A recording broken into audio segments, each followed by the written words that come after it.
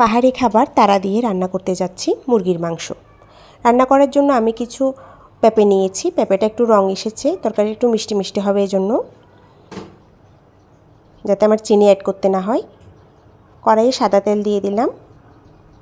সাদা তেলটা গরম হয়ে এলে দিয়ে দিচ্ছি পেঁয়াজ, কাঁচামরিচ কুচি, তেজপাতা, নাড়াচাড়া করে দিয়ে দিব টমেটো। টমেটোগুলো নরম নরম হয়ে এলে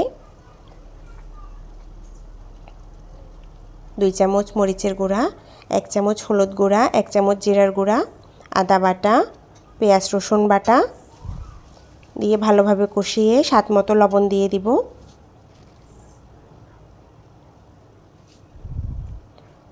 লবণটা দিয়ে ভালো করে নাড়াচাড়া করে আগে থেকে ভেজে রাখা পেঁপেগুলো দিয়ে দিলাম, তারা দিয়ে দিচ্ছি, আবারও ভালো করে কষিয়ে নিচ্ছি। কষানো হয়ে গেলে মুরগির মাংসটা দিয়ে আবারও একটু ভালো করে নেড়েচেড়ে কষিয়ে নিব। ঢাকা দিয়ে দিলাম পরিমাণ মতো জল দিয়ে। তরকারিটা হয়ে এসেছে, তৈরি হয়ে গেলে আমাদের তারা দিয়ে মুরগির মাংস।